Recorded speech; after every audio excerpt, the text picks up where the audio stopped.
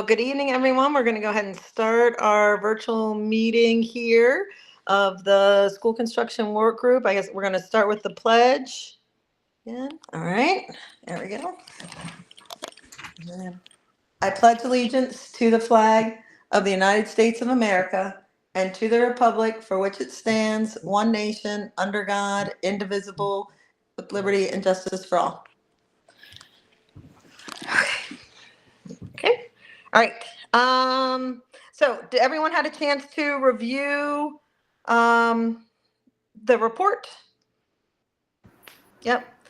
Okay. So I guess we'll just take, if you have any questions, concerns, anything that you want added, anything that you think that we missed. Okay. Hold on. I'm going to go, Janice, if you want to go first, Ms. Spiegel, and then Senator Lewis Young, do you want to go after Janice?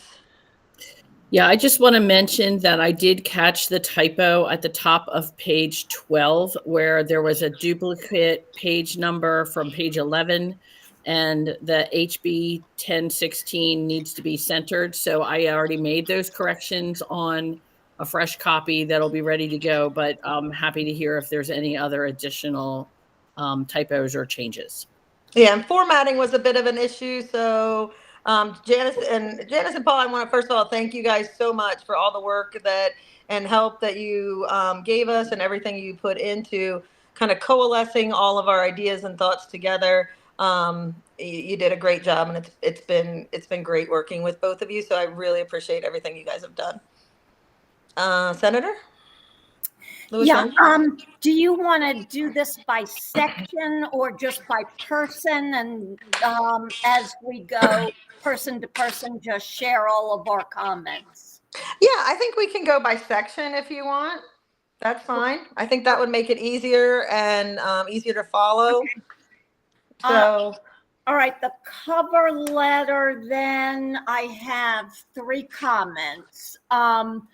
One is, I think it should be on generic stationery, either generic delegations stationery or FCPS or Frederick County, but I think the cover letter should be on generic stationery.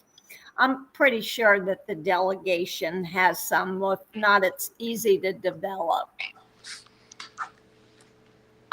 Second comment is down where we see the work group met from August. Go to the 3rd sentence. In Frederick County to provide additional school capacity in a growing county. I think the word "a" should be inserted between "in" and "growing." okay. And then the final paragraph, the work group members and we, thank you. Just eliminate the "and we" and say the work group members, thank you.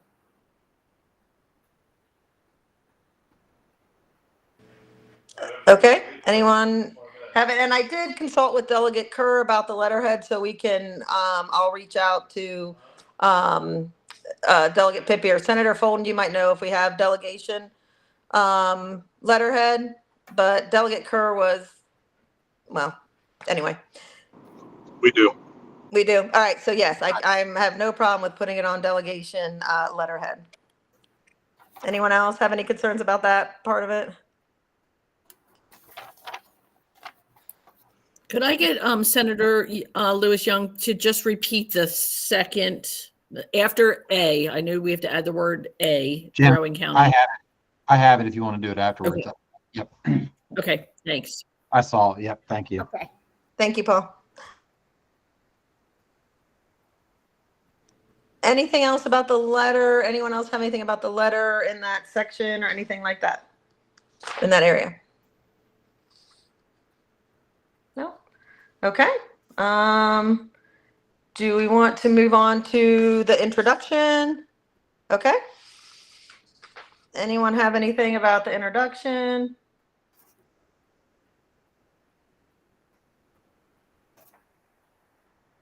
And then our meeting summaries. And then everything is hyperlinked, I believe, all of the work and everything, all the attachments, everything will be hyperlinked to it. Senator Lewis Young? Yeah, I have something in meeting summary. The next to the last paragraph, the second sentence, that is awfully long.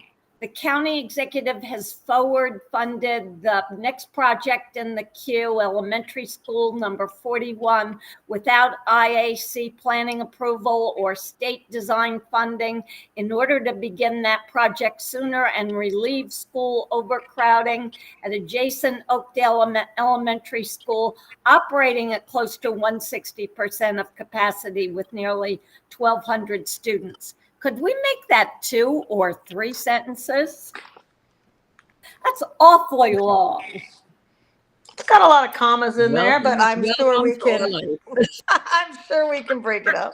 When it's that long, it's difficult to really follow what it's trying to say. I think they were just trying to reflect how I talk, senators, but that's okay. I'm sure they'll be happy to break that up. April, you and me both. You and me both. All right. And then also, we kind of addressed this later, but it might belong here as well. At the very last paragraph, it was frequently mentioned by several members of the work group, the collaboration. At our last meeting, I had suggested that we also include a statement about FCPS overall, how well they've performed on this issue by already having done a lot of the research and investigation. And I've heard a number of times our IAC representatives say that Frederick County is a model for the state. And I'd like to incorporate that in the meeting summary. I think we touch on it in other areas. We kind of touch on it. Yeah. I don't think we give them the due recognition how much they've already analyzed so many of the issues that we discussed throughout our numerous work group sessions. Board member Yoho. Sorry, President Gallagher. Okay. I mean, well, I shouldn't say that's okay. I hope it's okay with Ray. I think we're all getting used to that. And I just want to back up what the senator said, because I appreciate and I'm fully behind giving FCPS, and that's not to say the board works very hard. That's really not on us. That is on Dr. Lebo and the communication with Ms. Spiegel. So I truly appreciate that on their behalf. The whole planning department in FCPS, they just know so much. And somebody had asked me recently at a breakfast, do you all have a demographer? Well, we do. So they just do a fabulous job. So I really appreciate the senator focusing on that. Okay. All right. Senator Lewis Young, did you? Oh, no, I don't have a comment till the next section. Oh, okay. All right. Michael, did you go? I'm losing people here. Yeah, so I just want to say, and it is true. Everyone I've ever spoke with at the IAC has praised you guys. The knowledge that you have, the way you work together. Like when you call, they will pick up the phone. They don't do that for me. I'll just say right now, they don't do that for me. So. All right, that's good to hear. Good news. Good to hear. So you guys really do. They're really impressed with the way you guys work together. Okay. Well, maybe Ms. Spiegel, did you want to help take a shot at that, or work with the senator, or work with me? I know Paul's not going to want to applaud himself, or he's kind of a humble guy, so I don't know if he is going to give himself the full due and appreciation that he deserves. So, and that FCPS does deserve. So, I think we can incorporate the spirit of that. Certainly, I think there's a way that we could do that. Maybe in one of the in the concluding paragraph, in that, like maybe a paragraph in the paragraph after that or something. Okay. All right. Okay. Anything else in that section? Excuse me, April? Mm-hmm. This is Steve. Oh, hey, Steve. Sorry, I came in a little late. I That's okay. was not able to navigate the Google Meet. It would not let me in, so I just have Aw. the phone here. What section are you on? We just so I can get finished caught the up? summary. We did the letter, the main part about the letter is that it'll go on delegation letterhead. And then we were just looking at the meeting summary part. So section 2. Okay, cool. So before you move away from that, then the second to the last paragraph of section 2 on page 3. Is it about how long the sentence is? No, it's not. I Oh. just wanted to, I think it's important to clarify in that second sentence, the county executive has forward funded the next project in the queue. I think that just needs to be clarified. The county executive is forward funding the design phase of the next project in the queue. Okay. All right. Duly noted. Anything else from anyone? And Paul, let me know if I miss anyone's hand or anything, because I can only see so many on my screen. Will do. Thank you. All right. Okay. All right. So we're going to go moving on to our final recommendations. Does anyone have any comments about the first? I guess we'll take them by each one. So the first one about the level of annual funding for the school construction capital improvement program. Senator? Yep.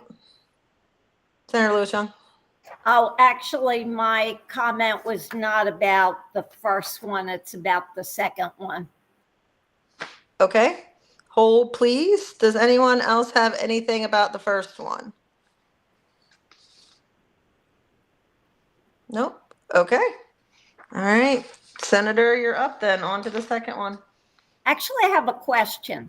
Okay. I remember a conversation about portables, and somebody said that there are many schools, not in Frederick County, but elsewhere in the state that are getting funding, but they're not actually using their portables. Maybe I heard that wrong. And maybe it isn't our place to address that in this recommendation, but I do want to clarify that comment and see if it's relevant to this recommendation. Oh, Michael, go ahead. Yep. Well, from what I understand, we do not inspect the use of portables. So we don't know if they're used for office space or classroom space. We don't inspect those, so we don't know how they're used. That's fair. Okay. Okay. Was that the only thing about this? Mm-hmm. Okay. I have a small comment. Okay. Go for it. Second paragraph, just the wrong version of overseas. You want to check the spelling there. It'd be double E, not yeah. EAS. Unless we are going overseas. Yep, got it. Thank you. That's a different budget issue. Okay. All right. Anyone else on that section? Nope. Okay. Moving on to the Stadium Authority piece. Any comments, concerns about that piece? Okay. And then the high school utilization piece. I wouldn't, under the utilization, and I don't know if it would fit there, but kind of also then, I don't know if we talked about it, Paul, when we were talking about efficient use with, or with, like, we talked about the solar panels over, so, innovative ways to use the properties. I don't know what kind of language, but maybe putting something in there about that piece.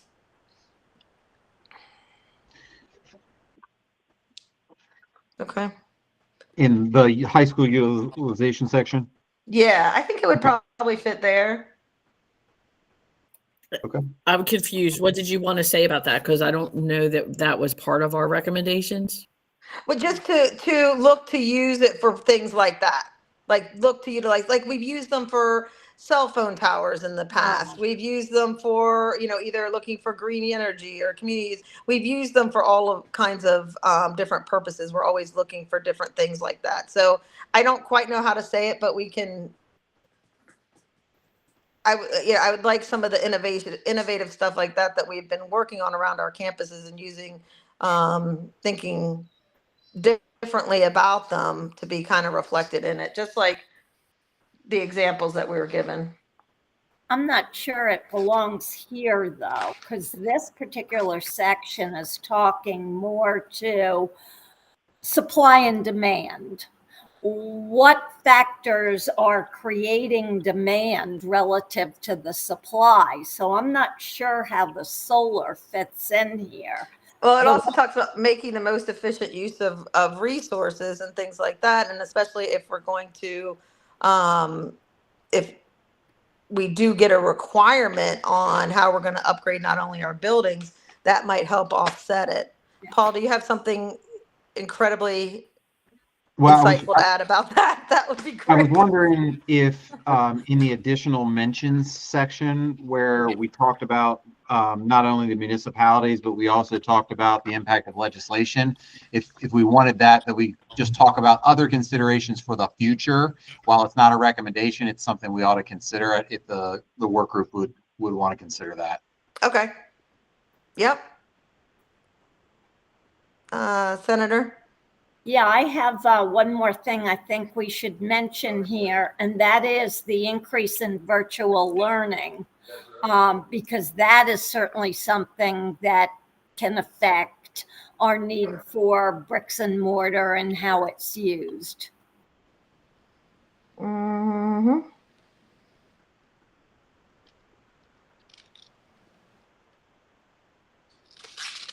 Okay. April, this is Steve. Oh, hey, Steve. Sorry, Steve. Thank you. I don't see your hand. I mean, you're not on my little screen. Sorry. Well, I don't have a hand to raise. So I'm not, Oh, you don't have a hand because you're on the phone. All right, interrupt anytime you want. Yeah. And sorry if I step over anybody in the process. I would just share that I was a little concerned about kind of the thrust of this recommendation.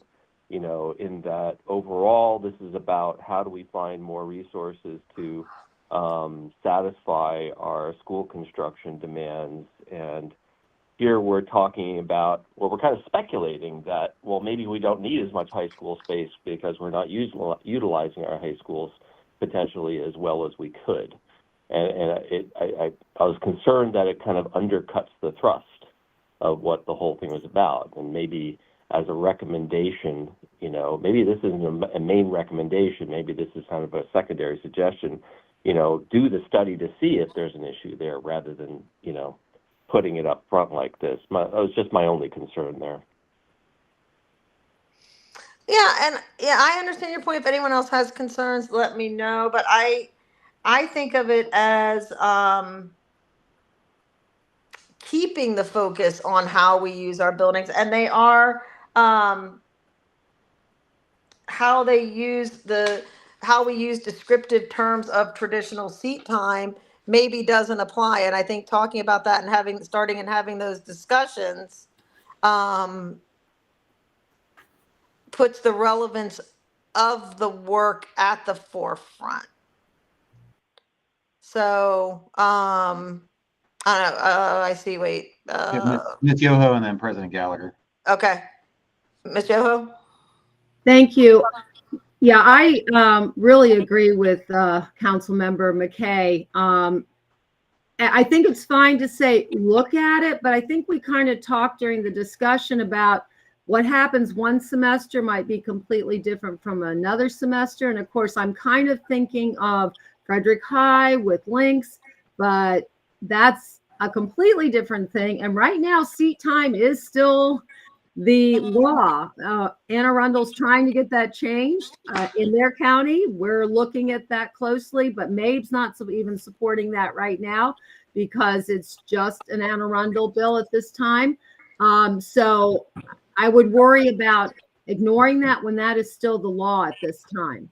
I don't think we said ignoring. I said just keeping it in mind and looking at it as we're moving forward.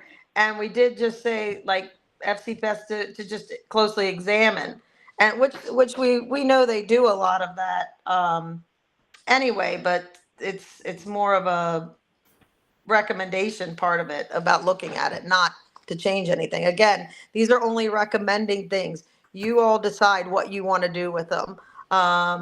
It's just things that have come up as we've had these discussions, and we're recommending these are some of the areas that we need to either focus on or look at. President Gallagher, look at that. I got that right. Thank you.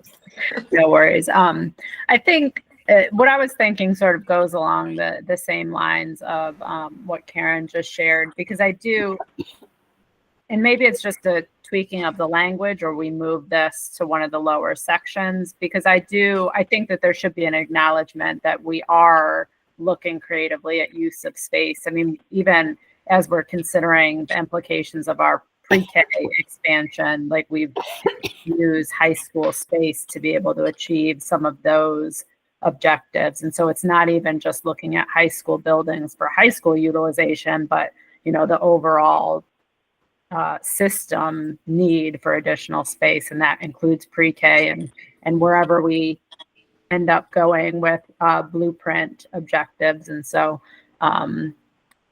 so maybe it's tweaking the language and saying something along the lines of continued, creativity and flexibility in high school building utilization.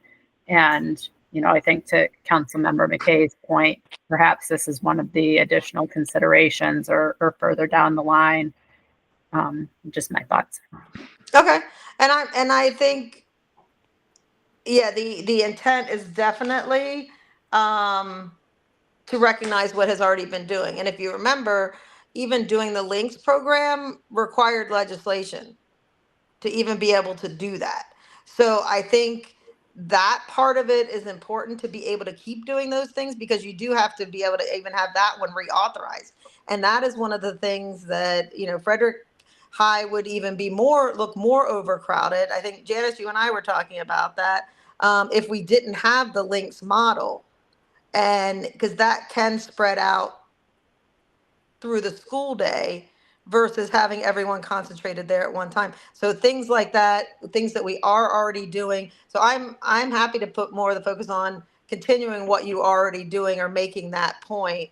And if the body thinks it should be, if the group thinks it should be moved down and not an actual recommendation, I just think it's actually becomes part of how we're looking at schools in the future, that piece of it. And it needs to be like a continued theme. Not that you guys aren't already doing that well. So maybe focusing on the continued creativity that you've already shown with things like the links program and things like that. And then you want it moved down and not be a actual recommendation. Janice, what are you thinking? I could see you thinking. I am thinking. Could you tell? Anyway, I saw it. I would say I support tweaking the language slightly about high school utilization, but I also support moving it down into like a further study recommendation, sort of, but not just looking at high school utilization, but looking at building utilization in general. And the Okay. reason I say that is, we have traditionally had a problem with our middle school also, because, I talked to you about this, April. The state recognizes teaching spaces as they're determining state rated capacity. But at the middle school level, we tend to group our students by grade level. And that's not always reflected in teaching spaces, meaning that a teaching space on the 8th grade hallway is not available for 6th grade students. So I would be supportive of moving that into, like, move it down further, expand a little bit of the high school language portion, and maybe also just talk about like building utilization in general. I think you're definitely right now with saying that piece of it, particularly when we were talking about the career ladders and collaborative time, and that we don't even really have the spaces for that. So how do we re-envision, certain things, and looking at the pre-K. So I think I like the overall title better. And certainly moving it down that's fine with me. Anyone else? Does that work for everyone? Wait, Yeah, member Darenberg. okay. So I think what I'm hearing is that you guys sometimes feel like you have your hands tied with certain aspects of how to use the schools and how to promote them. And maybe that's it, like how to speed up that process if you come up with a plan, whether it be through legislation or not through legislation, or is it a state rule from us saying what you need? So maybe something like in that, where we feel like you're being held back to be creative because there's so many different regulations on the system. It's kind of what I hear from everyone. Yeah, and I think you're right. So maybe having that PM, we talked a little bit about that, especially about legislative impact, and we've seen it especially with the blueprint and the legislative impact on capital construction and capital needs and available facilities. So I think, do we need to put that any more strongly, or that's coming up, right? Janice, is that coming up as far as the legislative? Because we have a little bit about the blueprint with career and tech, but even like talking about, and we did have collaboration areas. Okay, I think we can tweak this. I can't hear. You're muted, or you want to be muted? Yeah, I'm like thinking out loud. I'm not sure that we have anything about collaborative use spaces. I mean, I'm like trying to think of the rest of the report where we really talk about that. I mean, no, I'm talking about the impact of legislation on capital and on construction and on facilities. It's at the end of we talk about it's that. It's at the end of the report. Yeah, we talk. Yeah, we definitely talk about that. Okay. All right. So maybe we tweak it to be more reflective, move it down, and see if we can incorporate that part of it. Okay. Does that work for everyone? Yep. Okay. All right. Steve, are you good? Yep. Okay. Thank you. Thank you, Councilmember McKay. All right. Moving on to the CTE Strategic Facilities Master Plan Study. That's kind of just like a update of everything that's going on. Any questions there? And we talked a little bit about the leasing part of it. I've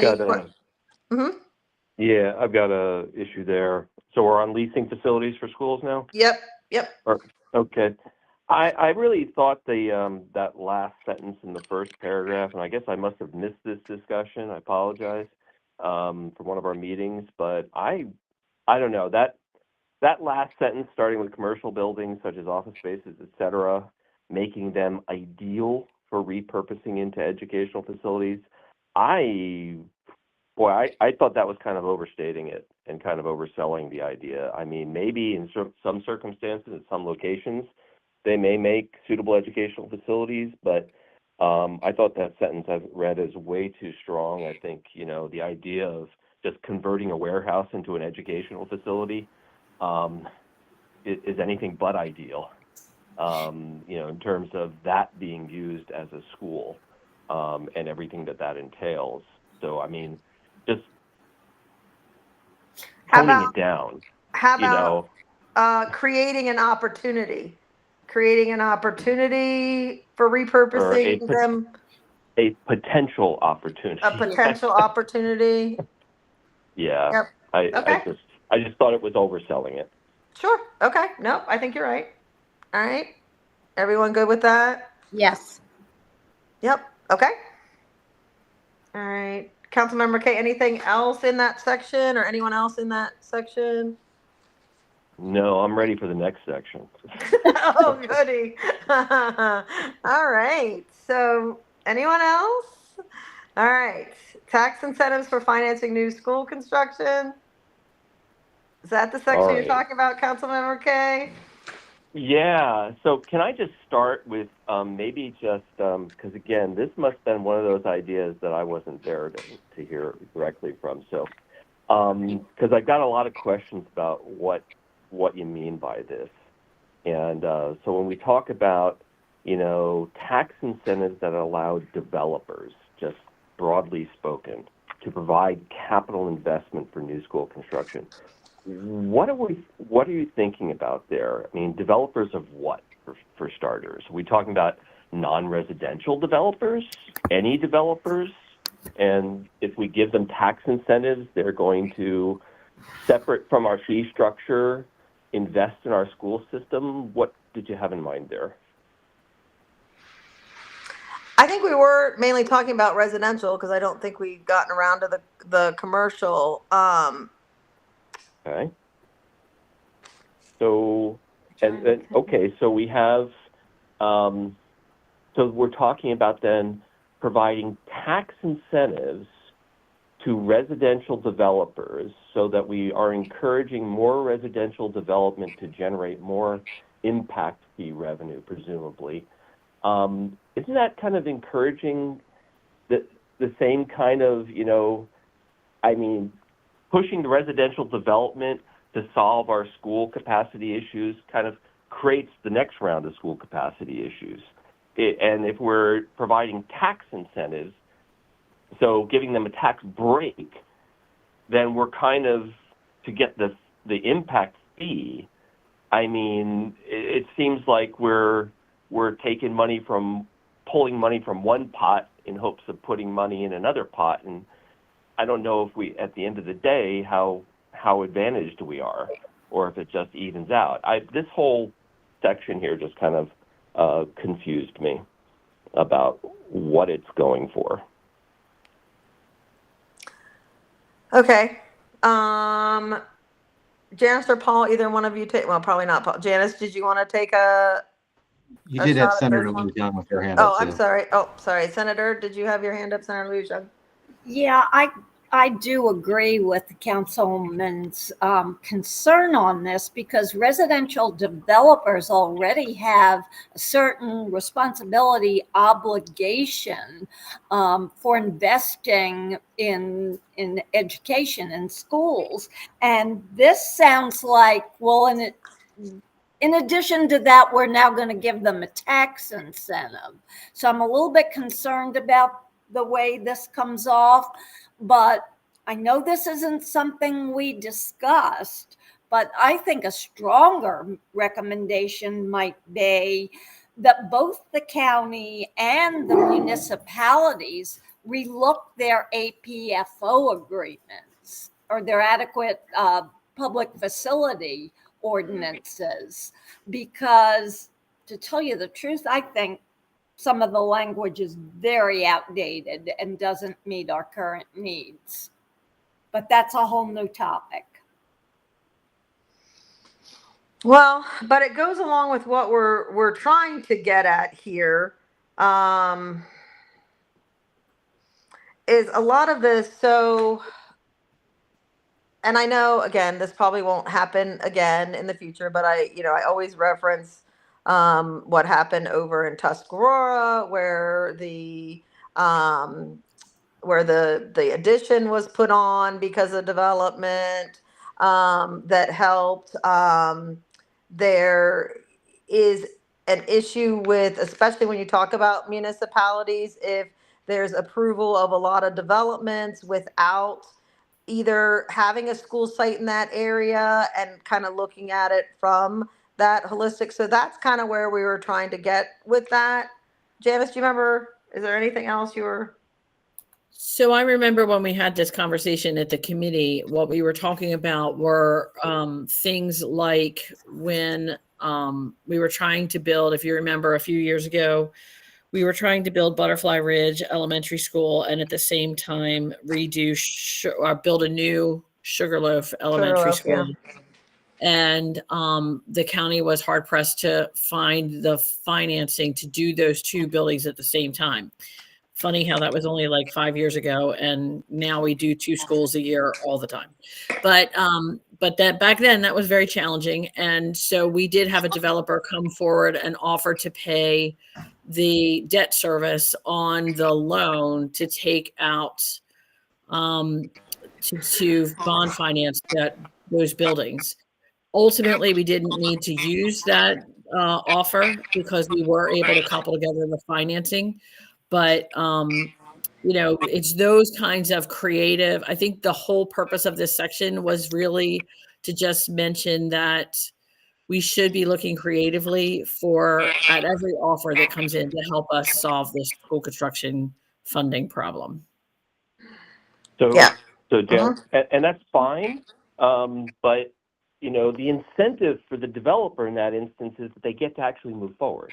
We don't have to provide additional tax incentives in that situation. I mean, I really think it's almost self-defeating in that case. Now, if you want to retool this in a completely different direction and incentivize development in areas of the county with abundant school capacity, now that would be an interesting discussion. I'm sure we haven't really considered that all that much.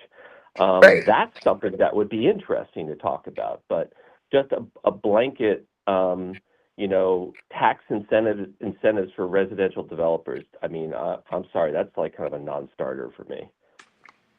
Okay. All right.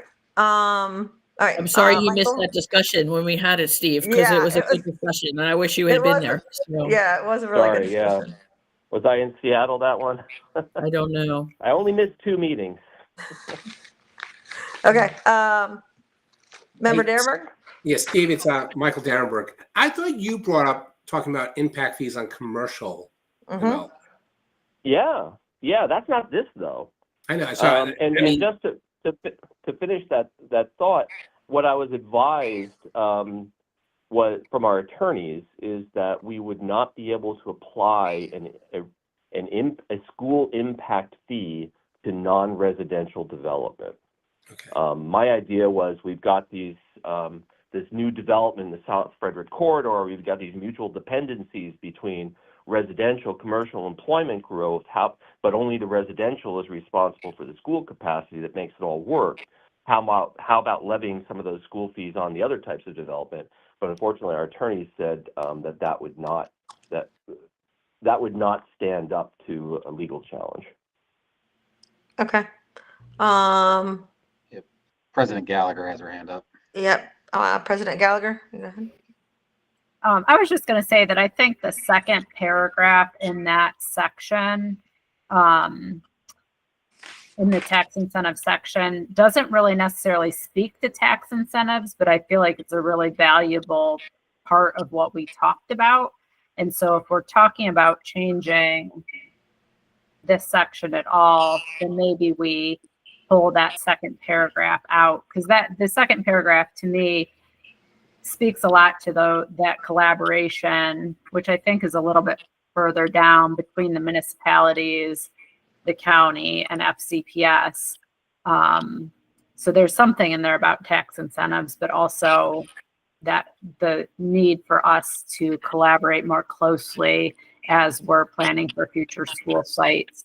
And so maybe that goes back also to the APFO or how the municipalities might be considering some shifts in Do they also call them their APFOs in the municipality, or do they have a different term? Yeah. Yeah, APFOs. Yeah, I certainly don't mind. I think that was the second one was what we kind of put in to be more reflective, and it does say it says tax or other incentives, especially where that's where we're talking about the school sites and making sure that we're working collaboratively around that. If so, do you want to remove the first paragraph then? Is there anything we want from the first paragraph? And then obviously change the title. Yeah, I thought the two paragraphs were very different, personally. Okay, so, all right, so kind of we'll talk about taking out that and then, okay. Let me work that. Did you want to add anything in there about consideration of APFOs or failing APFOs or studying APFOs? Senator I Lewis think Young, I know you mentioned that too. I would like to make a recommendation that local jurisdictions review their APFOs in light of our rapid growth in our county and our school construction financing limitations, that they should be relooking them every couple of years anyway. But we have what I would call an environmental factor that would certainly necessitate an update or at least relooking them to see if they are adequate, in fact. Okay. April, I uh-huh. would agree with that. And if there's a way of emphasizing the municipal side of that in the language, I think it would be even stronger, because we have municipalities with an APFO, we have municipalities without. They're very different. I mean, I'm comfortable with the county's APFO, but it can certainly be subject to additional scrutiny and review. I'd like to see more of it on the municipality side. Well, and maybe it even goes with that second paragraph, because I have a note here, especially with the city of Frederick due to its size, and I put in next to that and growth. That's where the growth is. We're growing where there's already density. And so that's where we ought to be reviewing and hopefully updating our APFOs. Okay. Senator Lewis Young and Councilmember McKay, would you help Ms. Beagle and I then kind of craft that, and then we can get a like a edited copy out then? Sure. For that part especially? Sure. Okay, awesome. And you have Miss Yoho with her hand up. Yep, Miss Yoho? And you can, now that I'm not president, you can just call me Queen or something like that. Oh, wow. Okay. I'm working on a new title. Wow. Okay, are we voting on that? No, I'm just trying it out. We'll see how it goes. No, I like the way this conversation on this part was going. I agree with everything. In the last sentence, it says municipal governments must work collaboratively. And while I get the intent and I want it to be kind of strong, I'm not sure must is the best word. Maybe should, ought to, or whatever. But I mean, it's what makes sense and what they ought to do. But I'm just not sure must, comes across as a little to us telling them what to do. But I was going to say basically what's already been said about kind of beefing up that with growth was good to add to the Frederick. And we just have some municipalities that are very responsible, others that aren't. Ones that if you fail at first, you just wait long enough and then just go ahead and build. So I think that's Frederick. But so just some additional language there, I think would be very helpful. Sure. Okay. All right. So yeah, and then President Gallagher or Ms. Yoho, would one of you like to join like a little small work group after with Senator Lewis Young and Councilmember McKay and I? Would either one of you like to be in on that with us? And of course, the awesome Janice and Paul. I can Oh. do that if Ray can't. Okay, sounds good. Janice, you cannot quit the work group. But okay, go ahead. Darn, that's what I was going to say. Okay, all right. So I just want to recap so that I'm clear. So we're changing the header of this section. We're going to leave it in as a recommendation and change the header, correct? Correct. My computer dropped off while we were having that discussion. That's why I'm summarizing. I want to make sure we're clear. Okay. We're taking out the first paragraph. Is that correct? Yes, or modifying something if it works for the modification, we're going to work on editing. Yes. Okay, and then we're going to keep the second paragraph and expand the second paragraph to include APFO, tweaking the language instead of must work together collaboratively, should work together collaboratively, or something along those lines. Did I get them all? Did I get all the recommendations? Yes, and then Senator Lewis Young, Councilmember McKay, myself, and either President Gallagher or Ms. Yoho are going to work and help with the edits that they wanted to see there. Okay, I just want to remind everyone that this is due to the leadership by the 31st. 31st, yes. There are some holidays coming up next week. Yeah, just a few holidays, so it has to be like quick, like we're working on it tomorrow. Yeah, I just wanted to remind everybody. Okay. Yeah. All right, Senator Lewis Young. With that said, not to complicate this even further, but as we were talking, I was reminded of the fact that I'm becoming increasingly concerned that at the state level, many of the staff functions tend to work, I won't say in vacuums, but in silos. So the Department of Housing is devoted to affordable housing. And they came up with a number of legislative ideas to increase affordable housing. But if they're not working with education, then we're increasing affordable housing without any obligation to increase education funding or education requirements. So how do we mention, should we mention that we want to break down some of the silos at all levels to ensure that while we're promoting affordable housing, we don't lose sight of our school construction needs? No, that's somewhat addressed in that first paragraph on page 8. Maybe it needs to be, pumped up a bit in that regard, but. Yeah, and maybe maybe we kind of retool it and we can make it part of that. I mean, I hadn't thought about it in those terms of, I mean, obviously I talked about the affordable housing and the impact and things like that, but I think breaking down as silos and bridging communication about that, not being at cross purposes. Yes, that's what we were trying to get to. And I appreciate that very much. So I'm certainly happy to put it in both places. Okay, thanks. Okay, anybody else on that section at all? No? Okay. All right. And then so moving into the discussion topics and the kind of the rest of the report. Any other concerns? Just a small edit in the paragraph for section 5. Okay. Right in the middle there, where we talk about raised concerns about the impact of additional taxes on the community when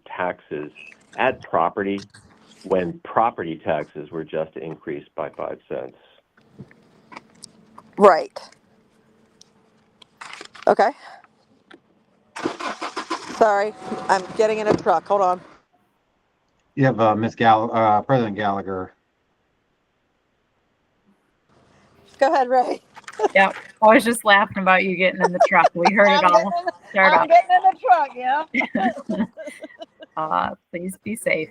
So my recommendation or question for consideration is that the second sentence of that same paragraph that Councilmember McKay just mentioned, where it says, however, after thorough evaluation, these options were not recommended for further consideration. I'm wondering if we can just add at this time at the end of that sentence, because there might be a point maybe in the very near future where we want to consider the P3 partnership because it comes up as a possibility. And so I'd like to just add that caveat that it's at this time we're not considering these, but that we're still open to those ideas in the future. All right, I'm okay with that. Are you guys okay with that? Yeah, that's fine. Okay, anything else? Yeah, this is Steve. And maybe there was discussion and it wasn't adopted by the body, but the idea of reintroducing the excise tax, which is currently set at 0, was that kind of dropped from consideration because there was a conclusion that it didn't that the county is able to do that on its own without state action? We had been advised that it would require state action from our attorneys, but that is an option to put in here because otherwise there's no mention of that.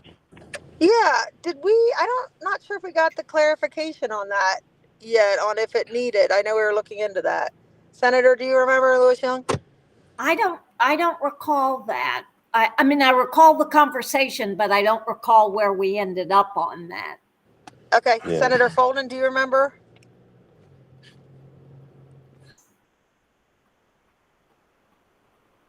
As I recall, Bill didn't think it. I do not. State action. I know anything that has to do with taxes, he's like no. But I know we were. Yeah, just go ahead and answer for me, Steve. Wait, yeah. Is he? Senator, are you there? Okay. So, okay, we'll get clarification on that one. Is there anything else with that? We'll get.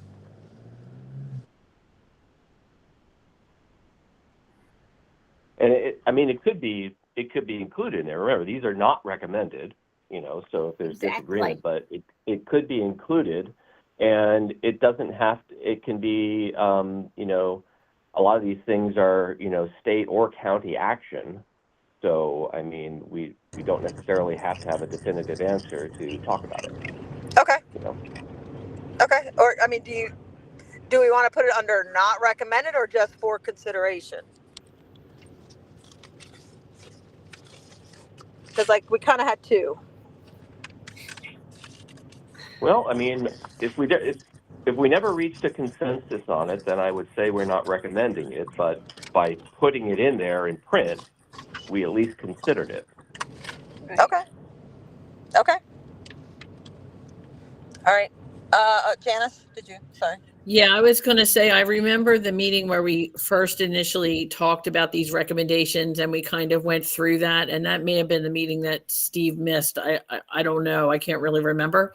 But I do remember we had the conversation about kind of all the tax increases and lumping them together, that we just weren't looking at that as like a recommendation at this point in time, because we did just adjust property taxes locally. And right now, the committee discussed in depth. The problem is not on the county side right now. The problem is with limited planning and bond capacity and state funding able to match what we're able to do locally. And that's the holdup. And so raising taxes locally does not solve the problem that's occurring at the state. So that was where the conversation was. And Steve, I don't know if you were there or if you remember that conversation, but that's why kind of all of the tax increases, so to speak, kind of went down as something talked about, but not a recommendation at this time. Does everybody else remember it that way? Yeah, I mean, I remember it that way, but I would like to get clarification to the point that that Steve made about particularly about the excise and from the legislative perspective, I would like to get clarification. So putting it in there And then having us get clarification, I think would be good, just on that piece of it. And I don't disagree with the conclusion and the lack of recommendation on it. I don't. But I mean, we spend a lot of print time talking about a Georgia sales tax that we're not recommending, yet we have here in Frederick County, we do have this excise tax that was set to 0. So I mean, it's a little bit more proximal to our situation rather than a Georgia sales tax. Yeah, I think it should be in there. Okay. And then anything else on the rest of it? How we talked about the public-private partnerships or anything in the conclusion? Okay. All right. So anything else in the whole report? We'll work on those couple edits, get them out as soon as we can to people. Will those that wanted to help with that be available by email tomorrow, or Yes, no? Karen, Yes. yes. Okay. All right. Great. All right. So April, I will not be available tomorrow. I'm going to be out of town, but I will be in on Monday, so I can get whatever I catch up on and make those changes on Monday. Okay. Perfect. All right. So April. And then April. yes. Please use my Comcast address when you send this out. Okay. Got it. Okay. All right. So maybe I'll take a slight attempt at it, and then send it around, and you guys can just put all your edits on. How's that sound? All right. Sounds good. All right. Very good. Thank you. Okay. Anything else about the report? Nope. Seeing none. Okay. So then should we move into public comment? Paul, are you able to handle that, Dr. Evo? Absolutely. If any of the members of the public would like to speak, the committee or the work group will hear 2 minutes per speaker. If you could just raise your hand and I'll acknowledge you, and we'll allow you 2 minutes to start. So we have 2 individuals who have raised their hands. First is Bonnie Edema. Whenever you're ready, go ahead. Hi, yes. Good evening. My name is Rani Adima. Last May, remote virtual families were at the county council meeting when property taxes were raised to fund new schools. Due to disability, my family is a one-income household. We felt that increase. I understand the dire need for it, and if we are to do our part, I appreciate hearing that our government is doing theirs by exploring innovative solutions. If just 2% of students are in RVP, it will offset FCPS's 2% annual growth. Many families don't even know RVP is an option, yet 1% of students were enrolled in RVP, which is halfway to that 2% goal.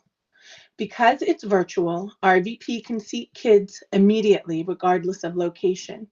New schools can't be built fast enough, and even when they are, overcrowding is still a problem. Urbana has 3 elementary schools, yet Centerville parents pointed out to the board that their already overburdened school had to take in RVP students when grades 3 through 5 were cut. Here we had an alternative place for kids to learn, and with just 3 grades removed, the homeschool felt the impact. Currently, there are 118 kids in the middle school RVP, with 10 more being added next term, and there are 288 at the high school. These children are not contributing to the overcrowded classrooms in their districts, but that could change. RVP has no permanent funding, and the high school is now transitioning back to Apex, which is not the RVP our kids have thrived in. The solution for RVP is within reach. SB 610 enables RVP to have its own school code. Please recommend that RVP become the latest school in Frederick County. Thank you. Thank you, Ms. Shima. Okay. Now we And have then next, Jessica Bowman.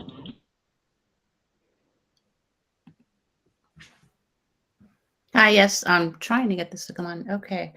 Um, so I'm here to discuss how the remote virtual program could be one way to help with the overcrowding problem we're facing in Frederick County, especially if it was designated as a school using the legislation in Senate Bill 610. I want to preface this to say that RVP advocacy is a nonpartisan issue. RVP families are from all parts of the political spectrum, and as for myself, I typically vote blue. We hear much about how other counties do things or how the state could create a virtual school, but we are Frederick County. If we rely on the state to come up with a virtual learning platform, that could take years and it could possibly be a watered down version and quite frankly be messy. We need immediacy. We need to keep RVP as an option in Frederick County the way it has been and promote it by letting families know about it. Before COVID was a twinkle in our eyes, teachers and FCPS were already being trained on how to deliver virtual education with, I believe it was the Vanguard program. It was mentioned in the March 24th, 2021 Board of Ed meeting, and the superintendent at the time said virtual education would be pretty easy to implement. RVP is live synchronous classes 5 days a week with FCPS teachers. The synchronous portion is crucial because it works to foster an inclusive environment for all the students, general and special ed alike. This Senator Lewis Young at the construction meeting on November 7th, you said if you look at Frederick County's RVP, Frederick County RVP is too expensive for those few that qualify. Now, there shouldn't be a need to qualify for RVP as it's available to all students in general and special ed. How could it be too expensive if 75% of the foundational funding should follow the student? Without the overhead of transportation, building, maintenance, etc., it seems it would be less expensive. And there's no waiting on building a school. Ms. Yoho mentioned at the November 7th construction meeting that RVP is not considered the least restrictive environment as mandated by IDA. That's not totally true. RVP can be considered the least restrictive environment if the student has access to the necessary supports. Stating that the LRE is solely mandated by IDA could be misleading as it's ultimately a decision made by the IEP team, tailored to the individual student's needs. If the student is homebound without necessary supports, and that's a different definition. RVP is not exclusively for special education. Rather, it's an inclusive environment open to all students, and it could be a helpful avenue to help with the overcrowding crisis at hand. Thank you very much. We have Melissa Medwick. Good evening. Virtual school offers significant cost savings. One of the major benefits would be that the school doesn't require buildings, classrooms, maintenance, transportation, or food services. This allows there to be less staff. The virtual school also serves more students without the limitations of the physical space. The virtual school can expand or shrink easily to meet the needs of the children at the time. The population is growing at a faster rate than the infrastructure can support, and the money to build the schools is not there. RVP is inclusive, serving children with a variety of needs, including general ed kids that just learn better virtually. It's a flexible solution, and it can also serve children who need to be out of the school in person due to illnesses or school violence that they've experienced. The cost savings of the virtual school can result in a more affordable education for these students, with the excess from their funding being used towards the needs in the brick and mortar schools. Families should have the choices for what educational setting meets their child's needs best, especially when the option they're asking for is less expensive than an in-person seat. There are 115 kids in RVP, with 10 more coming after winter break, and 288 in the high school. This is without most people even knowing that the school exists. Please support us in getting FCPS and the Board of Ed to use SB 610 to give the school a code so that our children's funding can follow them to the remote virtual program. It's a common sense solution. Thank you. Thank you. Dr. Lebo, are there any more signed up? or No one else. answers? There was one comment added to the chat from Mr. Richard Eshak, I believe. He's here to support RVP and make it a permanent offering by giving it a code. If FCPS advertised the virtual school, there will be other families joining. RVP is inclusive, accessible, flexible, and cost effective. Children attending are thrilled with their school, as are their families. Why not make it permanent and reach the percentage goal? Thank you for your time. And that is everybody who has signed up and all comments. All right. Thank you all. Thank you all for being here. Thank you all for being a part of this. I will say that, two things. That one, the creation of RVP and how it was done is some of the best work of FCPS, and about being creative and how they solved a problem and the services that they provided.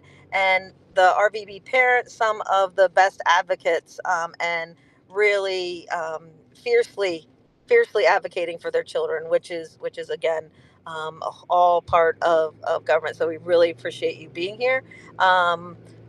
We will, that part, virtual school part, is included in the report. So I'm happy to take your feedback, as always, available to you all. Are there any other questions? Anything about the report? Anything else for the good of the order from the members? Okay. All right. So I will be in contact with you guys tomorrow, and then you guys should look for an amended report as soon as, probably, I don't know. It depends on how Janice's schedule is on Monday. So, all right. Thank you, guys. Reach out if you have anything else that comes to you after this. Have a great night. Have a great holiday. Merry Christmas. Happy holidays. Thanks, everybody. All right. Bye. Thank you. Thank you.